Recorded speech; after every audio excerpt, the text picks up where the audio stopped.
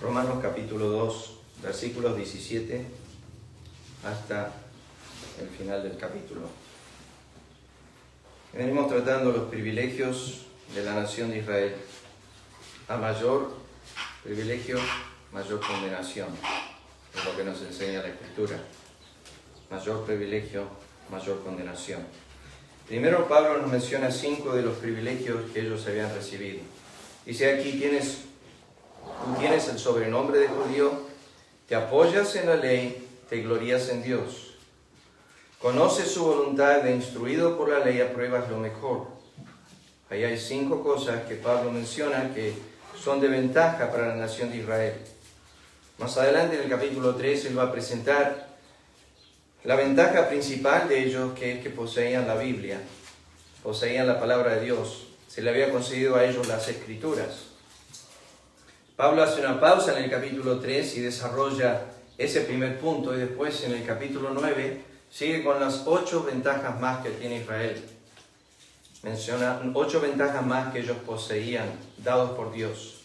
Sin duda eran un pueblo que tenía el privilegio del acercamiento divino. Ya lo vimos la semana pasada. Dios pregunta ahora si en el tiempo pasado se ha hecho algo así.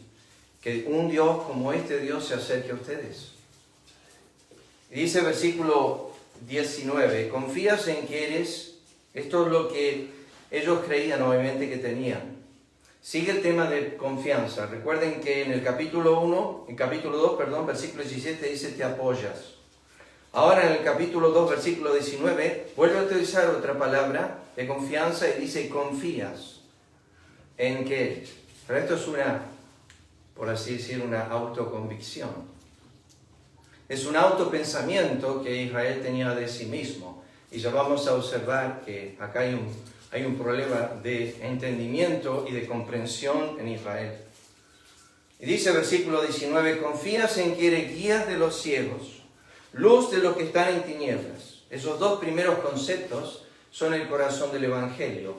Si ustedes leen en Hechos capítulo 26, cuando Pablo recibe el mensaje del Evangelio, dice para que abra sus ojos, eso es porque están ciegos, sacarlo de las tinieblas a la luz, que es lo que sucede acá con Israel, sacarlo de la potestad de Satanás a Dios. O sea, el corazón del Evangelio, los primeros 3 efectos instantes en una persona lo vemos, porque pasa de no ver a ver, de estar en tinieblas a estar en luz, y de estar bajo la potestad de Satanás a estar bajo la potestad de Dios. Es imposible no ver una transformación genuina, inmediata, en una persona que cree, porque ha sido sacada de una ceguez, de tinieblas de oscuridad y de una potestad que lo tenía sumiso a la voluntad, cautivo a la voluntad de Satanás. Eso es algo que hace inmediatamente el Evangelio.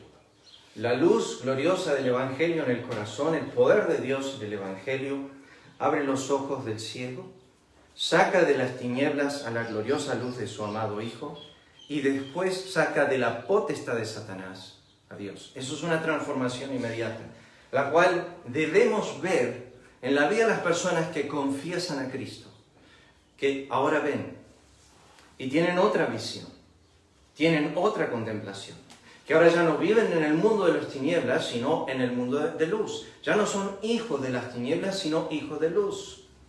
Pero después ya no están bajo una potestad demoníaca, diabólica, de Efesios capítulo 2, sino que ahora viven bajo la potestad de Dios, en un reconocimiento de ese poder. Y dice el versículo 19, confías en que eres guía de los ciegos, luz de los que están en tinieblas, instructor de los indoctos. La palabra indoctos es, literalmente en el griego, los estúpidos. Y lo que está diciendo es que tú eres un maestro de los estúpidos. En realidad para ellos los estúpidos eran los gentiles. Y los judíos eran supuestamente la nación que Dios había escogido para enseñar al mundo entero. Segundo, nos dice en el versículo 20, maestro de los niños, eso es de los infantes. Había 2 maneras, dice MacArthur, en los cuales Israel era maestro de los niños. ¿Y qué tienes? Esto es ya como un privilegio. Eres y posees. Esto es algo que vemos continuamente en las Escrituras.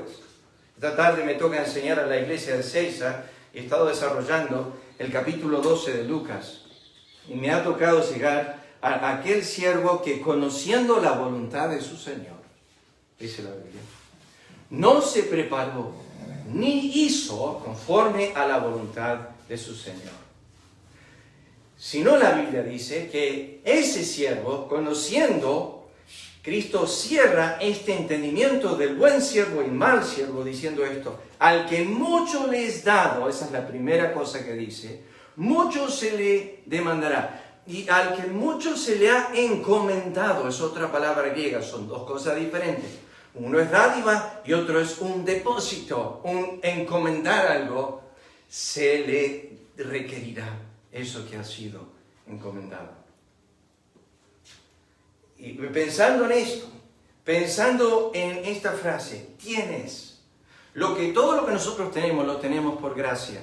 Seamos incrédulos o seamos creyentes, todos los hombres poseen todas las cosas, con excepción del pecado de parte de Dios. O sea, leímos hoy Salmo 145, versículo 9, que dice que Jehová es bueno para con todos, sus misericordias sobre todas sus obras. Santiago 1 dice, toda buena dádiva, todo don perfecto, desciende de lo alto. Juan el Bautista dijo, el hombre no puede recibir nada si no le fuere dado del cielo. O sea que la posesión absoluta es toda de parte de Dios. Y dice en el versículo 20 al final, y que tienes en la ley la forma. Esa palabra se usa solamente 2 veces en el Nuevo Testamento, la palabra forma, la palabra morfosis. La otra vez que está mencionada es interesante porque está utilizada por Pablo en 2 Timoteo capítulo 3, versículo 5, cuando dice, tienen la forma de piedad, pero niegan la eficacia de ella. Tienen la forma de la verdad y la ciencia, pero no han hecho ningún cambio. Esto es lo impactante, lo que el Señor me ha estado enseñando a mí esta tarde para compartir a la iglesia de Seiza en el culto de la tarde, y ha sido esto, que dice, conoce su voluntad, conociendo su voluntad, no se preparó. Escuche bien, el conocimiento que yo poseo de Dios, que no produce un cambio, es un conocimiento de mente. Es información. Son conceptos nomás. Acá arriba. Dice, conociendo su voluntad, no se preparó ni hizo. Significa que si no hay cambios evidentes que el conocimiento de Dios produce en mí, entonces es mera información de mente. No es más que eso. Es haber adquirido un poco de información mental acerca de Dios. Nada más. No supera eso. Cuando no produce un cambio genuino. Cuando en mi vida diaria el conocimiento de Dios debe producir un cambio. Y cuando no hay un cambio es porque ese conocimiento es meramente mental. Es información. Es más, le puedo decir que los fariseos y escribas en el tiempo de Jesús conocían gran parte de la Biblia del Antiguo Testamento de memoria. Ellos podían recitar pasaje tras pasajes. Ellos se gloriaban en el conocimiento de las Escrituras que ellos poseían. Sin embargo, era eso. Había llegado a sus mentes y faltaba, pero como dicen, solamente 12 centímetros para bajar al corazón. Pero esa distancia a veces nunca llega en toda la vida. Nosotros tenemos una información acá en la mente, pero nunca desciende al corazón. Nunca hace ningún cambio, nunca afecta, nunca humilla. Nunca nos obliga a hacer lo que pasó con Josías cuando le vino un sacerdote y le leyó una copia de la ley. Y cuando se la leyó, dice que Josías se quebrantó de corazón al oír la ley leída. Jeremías nos dice, Daniel nos dice que agarró un rollo del libro de Jeremías y comenzó a leerlo. Y cuando lo leía comenzó a quebrantarse, a ayunar, a postrarse en polvo y ceniza. Y se dedicó el capítulo 9 a humillarse ante Dios después de lo que leyó. Recién acababa de leerlo o estaba leyéndolo y empezó a quebrantar su corazón. Hubo un impacto inmediato en la lectura. Hubo un impacto inmediato en Josías al leer las Escrituras. Hubo un impacto, hubo un quebranto de corazón. ¿Qué efecto tiene la mera lectura de las Escrituras? El rey decía que si leía la Biblia todos los días de su vida, debía provocar dos cosas: que no eleve su corazón sobre sus hermanos y que temiera a Dios sobre todas las cosas. El efecto de la lectura nomás. Esto es el gran problema, que hay tanto que parece religión y parece verdad y parece bueno y es absolutamente hueco. Es absolutamente vacío. Hombres que tienen una elocuencia terrible en el púlpito, que pueden tomar la Biblia y enseñarla en formas tremendas, y sin embargo son hombres que simplemente tienen una forma de piedad, pero niegan la eficacia de ella. Viven vidas terriblemente ocultas, viven vidas entregadas al pecado, a sus pasiones, o simplemente no creen lo que enseñan. Es así. Nos dice Mateo capítulo 23 que los judíos enseñaban y Cristo dijo: haced lo que ellos dicen, pero no hagáis lo que ellos hacen. Fíjense lo que dice el versículo 21. Aquí Pablo comienza a confrontar lo que recién acaba de dar como privilegios. Tú, porque enseñas a otro, no te enseñas a ti mismo. Tú que predicas que no se ha de hurtar, hurtas. Tú que dices que no se ha de adulterar, adulteras. Tú que abominas a los ídolos, cometes sacrilegio. Tú que te jactas de la ley, con infracción de la ley deshonras a Dios. Porque como está escrito, el nombre de Dios es blasfemado entre los gentiles por causa de vosotros. Vamos a leer hasta ahí.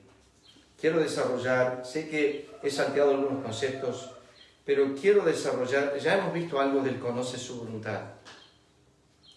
Déjenme desarrollar algunos principios sobre confías. Este es un gran mal en el hombre. Y simplemente le voy a citar textos para mencionar lo que la Biblia dice de la confianza vana. Primeramente Deuteronomio, solo escuchen, 28:52. Dice así: pondrás sitio a todas tus ciudades hasta que caigan tus muros altos y fortificados en que tú confías. En toda tu tierra sitiará pues todas tus ciudades y toda la tierra que Jehová tu Dios te hubiere dado. Confiaban en sus ciudades. Salmo 49 extiende esto y dice: hacen sus casas y dan nombre a sus tierras porque piensan que son eternas. Eternas. Confías en esa cáscara en la cual tú habitas, ese cuerpo terrenal, es eso que Dios llama polvo, y al polvo volverás, y que hoy tiene la fuerza de un buey, y que mañana con simplemente un virus, algo por el estilo, no puedes levantar un escarbadiente. Y confías hoy en esa fuerza que tienes, la cual a los ojos del Altísimo no es nada. Dice así la Escritura. Job 8:14 dice: porque su esperanza será cortada, está hablando el impío, su confianza es como la tela de araña. Si tú tiras una roca, la tela de araña, enseguida ves que se rompe, que no tiene fuerza, es hermosa, bella, con muchísima multitud de ciencia y maravilla, pero es débil, no puede sostener nada. Fue Jonathan Edwards en su mensaje Pecadores en manos de un Dios enojado, que habla de que es como la tela araña que está sosteniendo a los hombres de caer al infierno. Caminan sobre un trapo podrido, dice Jonathan Edwards, y por su propio peso en algún momento han de resbalar y han de caer, y caen por su propio peso. Dios no los tiene que empujar, su propio pecado los lleva a ese lugar, dice Jonathan Edwards. Job dice esto: si puse en el oro mi esperanza y dije al oro, mi confianza eres tú. Algunos de nosotros confiamos en las riquezas, las que quizás tenemos en el banco, o las que quizás estamos pensando y meditando. Vieron a Rockefeller pasar años atrás por un lugar donde estaban trabajando algunos hombres, y vio a algunos hombres que estaban sentados comiendo un sándwich. Rockefeller, un millonario, rebalsaba el dinero. Y cuando pasó ahí, miró a ese hombre y se puso a llorar. Y uno de sus amigos le dijo a Rockefeller: ¿por qué lloras? Dijo: oh, me gustaría comer un sándwich así. Y le dice: ¿por qué no lo haces? Porque perdería intereses. Si como un sándwich así, pierdo intereses. O sea que se moría de hambre, siendo rico.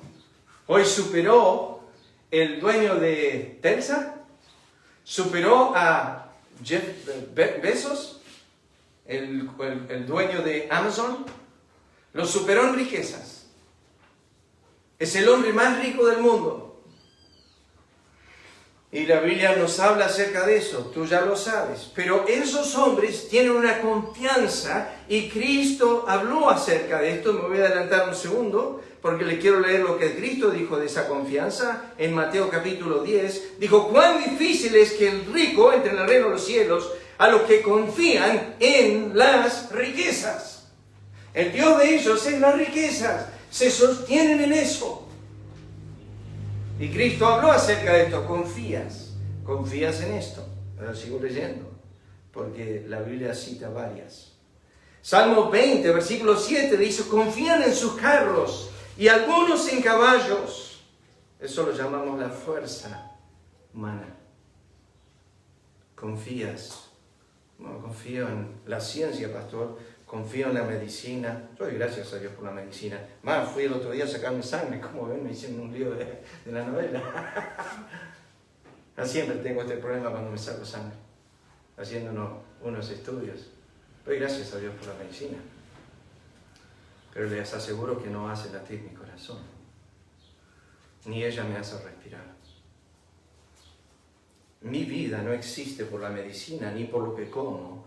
Mi vida existe por alguien fuera de mí. Mi corazón late más de 100.000 veces por día. Yo respiro más de 20.000 veces por día. Y no hay ningún momento que yo estoy pensando, necesito respirar. Yo hago la digestión todos los días, perfectamente. Y no estoy pensando, tengo que hacer la digestión. No saco mis nutrientes del intestino para mandarlos al hígado, para que luego el hígado los diversifique a todo el cuerpo, con sus 500 funciones. Yo no me preocupo de nada de eso. Dios se ha preocupado de todo. Y Él hace todo eso. Yo no hago absolutamente nada. Yo no confío en alguna fuerza humana.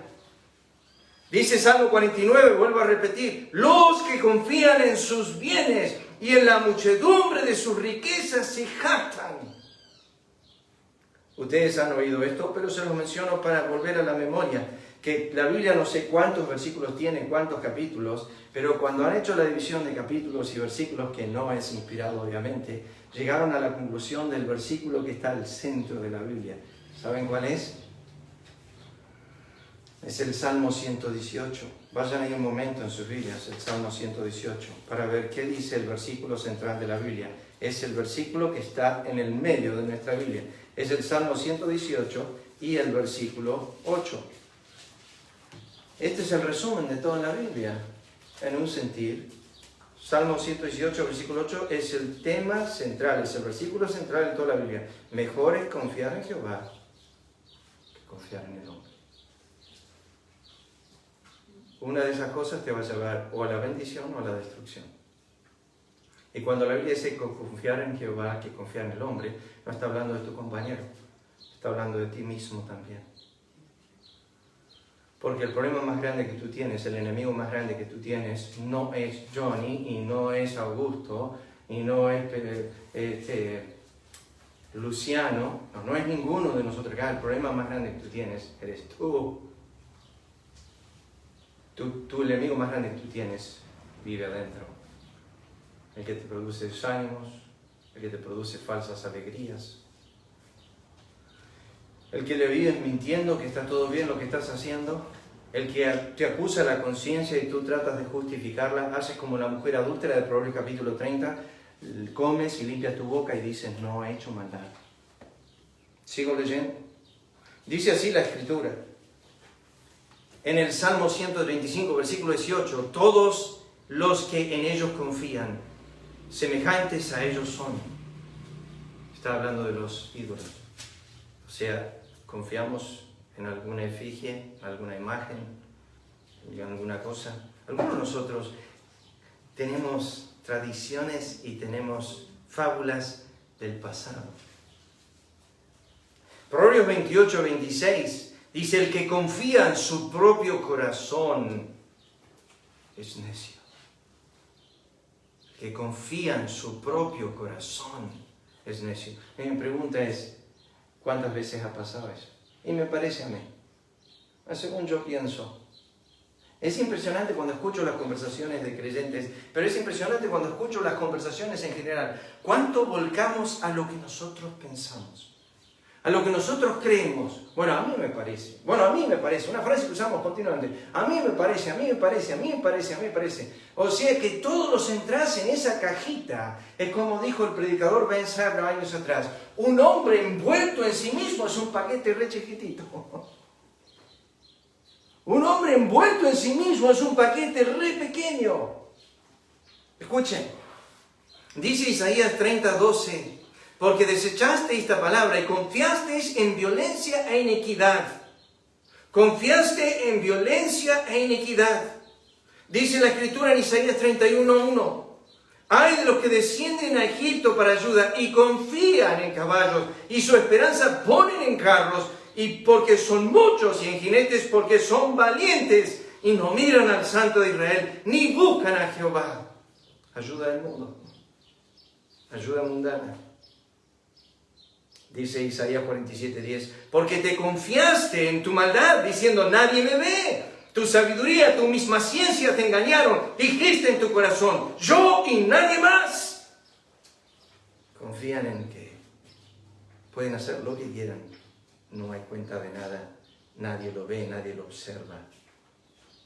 Jeremías 7:14 dice, confías en este lugar donde invocas mi nombre, el templo. Confían en templos, en arcas, en representaciones religiosas. Dice Jeremías 9:4, guárdate de confiar en tu prójimo. Dice Jeremías 13:25, porque te olvidaste de mí y confiaste en la mentira. Es interesante en cuánto de nosotros nos encontramos fabricando mentiras continuamente cuando nos encontramos en una situación donde nos confrontan con la verdad. Y cuando nos apuntan algo a la verdad, enseguida empezamos a maquinar un montón de mentiras. Y como decimos, la mentira tiene patas cortas. Pero de repente empieza a descubrirse y confiamos. Pude tapar todo como David con un montón de mentiras. Pude hacer que piensen que yo me casé con ella y que tuve el bebé en tiempo correcto y bueno, me salió todo redondo, dice David. Pude matar a Urias sin que nadie se dé cuenta que fui yo y pude hacer esto. Y ocultó y estaba confiando en la mentira. Tú dices, yo como creyente no hago eso, pastor. David lo hizo. David confió en la mentira. Otro versículo principal es, así ha dicho Jehová, maldito el hombre que confía en el hombre y pone carne por su brazo y su corazón se aparta de Jehová. La Biblia dice que terminamos confiando. La Biblia dice en Miqueas, no confíes en la que duerme a tu lado. Está en el femenino, o sea que no debemos confiar en nuestras mujeres. No, mentira. Es un término general, no lo pongamos así porque después llego a casa y me matan. Maldito el hombre que confía en el hombre, maldito el hombre que confía en las personas. Y cuando dice eso no está hablando de que no hay personas dignas de confianza, está hablando de depositar tu ser ahí. No puedes pensar en eso. Dice la Escritura acerca de los falsos profetas. Entonces dijo el profeta Jeremías al profeta Ananías, ahora oye Ananías, Jehová no te envió y tú has hecho confiar en mentira a este pueblo. Yo pregunto esta mañana, en esta mañana, en el mundo entero, ¿cuántos púlpitos están llenos de falsos maestros, pastores, profetas, apóstoles? Y que el pueblo de esa congregación confía ciegamente en esa palabra. Confían en lo que están diciendo desde ese lugar. No importa si es totalmente errado. Confían.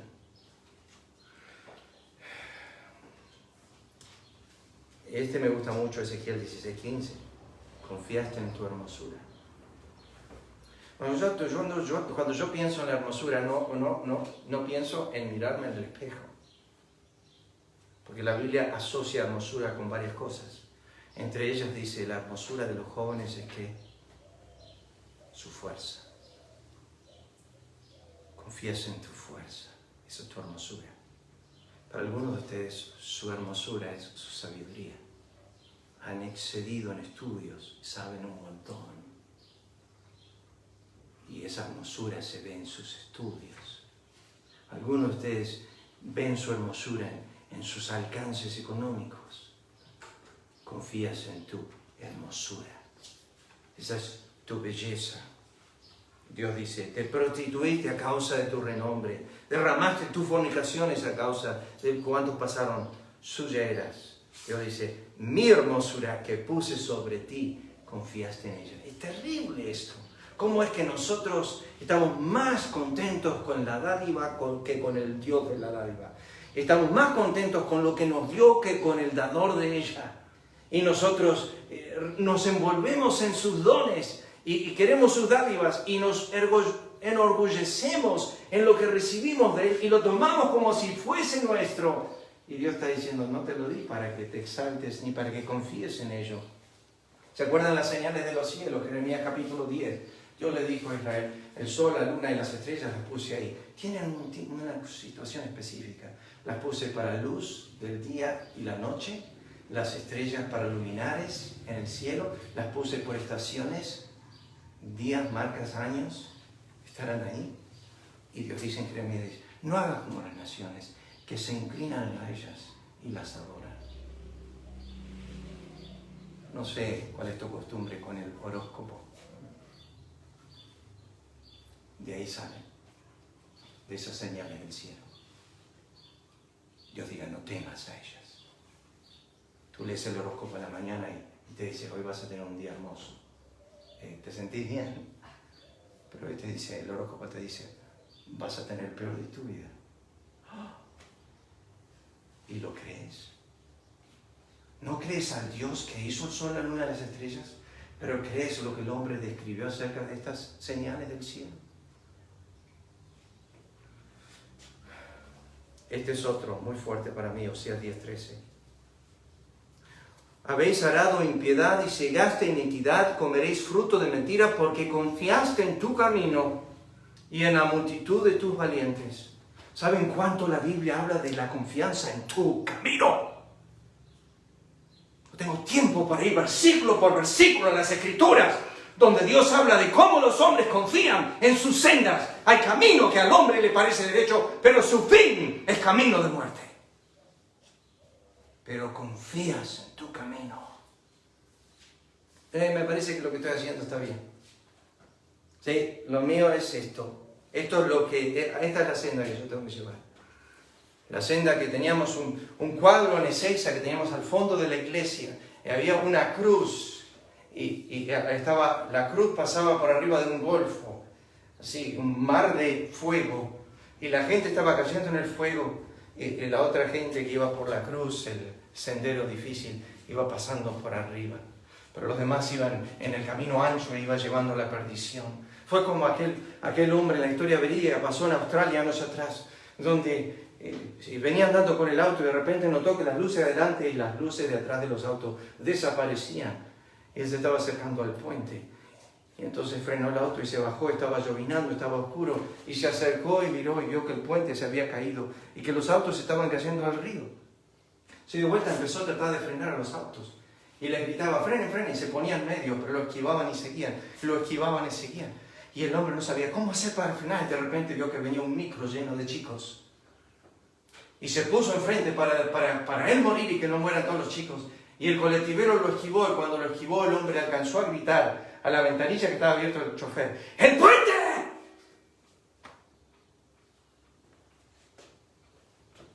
Y el colectivero frenó justo a tiempo, porque fue avisado y prestó atención, escuchó. Hay camino que parece derecho y parece ser bueno, y nos espera solamente la destrucción. Yo creo que algunos de nosotros ya hemos ido por esa senda una y otra vez, y que hemos vuelto atrás y dicho, ¿por qué hice esto? Me parecía bien cuando lo estaba haciendo, me parecía que estaba yendo bien cuando estaba haciendo. Camino de lascivia, camino de fornicación, camino de adulterio. Va camino a la casa de ella, dice la Biblia. Proverbios capítulo 7. El joven simple que va camino, ese es su camino, el camino del placer, está gastando toda su fuerza ahí. Yo cuando leía ese proverbio años atrás pensaba que ni entendía lo que decía. Cuando dice, gasta toda la fuerza del hombre la gasta en su casa. Yo, toda la fuerza, debe ser, bueno, físicamente. Después empecé a entender, no está hablando del dinero. Él gana todo el día su trabajo y va y le paga a ella para tener un momento de placer y gasta todo su dinero ahí, como el que va al bar y gasta todo su dinero ahí, o el que va a las carreras para placer, gasta todo su dinero ahí, el que va a placer para simplemente un placer sexual, gasta todo su dinero ahí, gasta toda su fuerza ahí. Y bueno, como último, se lo cito. No avanzamos mucho, como siempre. Lucas, vas a tener que hacer un esfuerzo de poner la frase del texto que desarrollamos hoy. Gente está preguntando a todos lados, pastor, ponga el versículo y la frase que así sabemos qué predicó, porque nunca avanza. Me escribieron esta semana de Chile. Lucas 8, 18, 9, Cristo dijo, a unos que confiaban en sí mismos como justos y menospreciaban a los otros, dijo también esta parábola. Eso es el corazón de nuestra confianza. Yo confío en mí mismo. ¿Qué dice la Biblia de eso? Pablo dijo esto. Tuvimos en nosotros mismos sentencia de muerte para que no confiásemos en nosotros mismos, sino en Dios. Dios no quiere que tú confíes en ti mismo, ni un poquito, ni un cachito, ni un gramo, nada. Ahí es donde cometes el grave error. Cuando confías en tu sabiduría, cuando confías en tu prudencia, cuando tú confías en tu senda, cuando confías en ti mismo. Es en esto, no tengo conmigo Romanos capítulo 2 y acá terminamos, pues le prometí que va a ser media hora nomás, ya ha pasado una media hora, así que estamos en 35 minutos y ya termino. Fíjense lo que dice, capítulo 2, versículo 19. Confía que eres guía de los ciegos. Pablo no desarrolla esto aquí, pero Cristo lo desarrolla en el Evangelio de Mateo, en el Evangelio de Lucas y en el Evangelio de Juan. Gloriosamente en el Evangelio de Juan. Años atrás escuché personalmente al pastor Warren Wiersbe. Cuando estábamos en el Instituto de Idiomas con Lisa, él vino a predicar una conferencia bíblica. Un hombre peticito. Yo me sentía re alto. Era alto físicamente, pero petizo espiritualmente al lado de ese hombre. Yo me acuerdo cuando vino y empezó, ¿saben que él venía media hora antes del culto? Toda la semana, media hora antes. ¿Saben lo que hacía? Caminaba por los bancos hablando con la gente. Yo decía, wow, Wiersbe, qué persona más humilde. Y siempre tenía alguna frase, algún comentario chistoso. Nunca hiriente, siempre chistoso. Pero cuando se paraba a enseñar a ese hombre, era una delicia. Yo me acuerdo. Nos dio un resumen del Evangelio de Juan en 5 días. Esos hombres que pueden comprimir todo y hermosamente desarrollarlo, ese era Wiersbe. Y él dijo, cada vez que Cristo dijo algo que él era, lo demostró con una ilustración. Por ejemplo, dijo, yo soy el pan, Juan 6, y le dio de comer. Dijo, yo soy la luz, Juan 8, y le dio vista a un ciego, Juan 9. Dijo, yo soy la vida, y he venido para que tengan vida, Juan 10, y lo ilustró resucitando a un muerto, Juan 11. Dice, cada vez que Cristo decía algo de sí mismo, lo fundamentaba con un hecho. Lo que dice es, decía Wiersbe, lo que Cristo dice es siempre. Yo digo algo y no lo soy. Yo puedo decir, esta semana, gracias a Dios, 5 días, creo que no pequé. Mentira. Más mentiroso no puedo ser. Desde que me levanté esta mañana estoy pecando. No sé, porque falté a la oración, o pecados de omisión, o pecados de comisión, pero yo no puedo sostener nada de lo que digo de mí mismo, porque no puedo confiar en mí mismo, no puedo confiar en mi propio corazón. Maldito el hombre que confía en mí. Pero déjenme decirles esto. Cristo dijo, confías en que eres guía, Pablo dijo, confías en que eres guía de los ciegos. Déjenme decirles esto. Cristo empezó su desarrollo de esto y lo dijo de esta manera. Empezó en Mateo 15 diciendo, este pueblo de labios me honra, su corazón está lejos de mí. Y cuando le dijeron, ¿sabes que con esta palabra los fariseos y escribas se ofendieron? Jesús dijo, dejadlos, son ciegos, guías de ciegos. En Mateo 23 dijo 5 veces, ay de vosotros, guías de ciegos. El 17 de Mateo 23 dice, insensatos y ciegos. 19 dice, necios y ciegos. 24 dice, guías de ciegos. Y 26 lo personifica, dice, fariseo, ciego. Y la pregunta es, ¿tú ves? Te digo algo esta mañana. ¿No ves como debes ver? ¿Cómo? Cuando Job empezó su prueba, él se sentía un hombre bastante orgulloso de sí mismo. ¿Cómo sé yo eso? Porque cuando vinieron sus 3 amigos y le hablaron y conversaron y empezaron a criticarlo y hasta condenarlo, él no dejó de no defenderse. Por 38 capítulos se defendió delante de sus amigos. Digo, yo no soy como ustedes dicen que yo soy. Y aparece Jehová en la escena. Y le habla de la creación. Y le dice un poquito acerca de sus obras. Y Job comienza a derretirse como cera. Se empieza a derretir como un iceberg. Y toda esa justicia propia se comienza a descender a nada. Y cuando termina de conversar Dios con Job, Job dice, ahora mis ojos te ven. Y dice, me aborrezco en polvo y ceniza. Me aborrezco, soy vil. ¿Qué diré? ¿Qué fue? ¿Qué pasó con ese hombre justo que defendía delante de los hombres?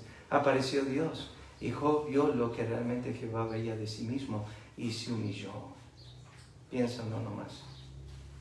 Yo no creo que nadie ve cómo debemos ver. Vamos a desarrollar eso porque está dentro del tema.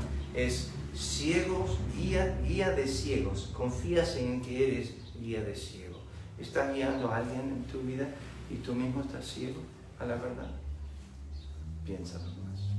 Hay mucho para pensar en ese texto. Vamos a ver. Padre, gracias por esta mañana de resurrección que nos concedes. Gracias por permitirnos tener otro día, la enseñanza, el tiempo juntos aquí en 9 de julio. Gracias una vez más por las puertas abiertas en este hogar. Permitir que tengamos reuniones aquí. Y gracias que aún no se ha cerrado la ciudad a poder tener reuniones y te agradecemos por este tiempo que podamos participar juntos. Bendice el resto del día. Te lo agradecemos en el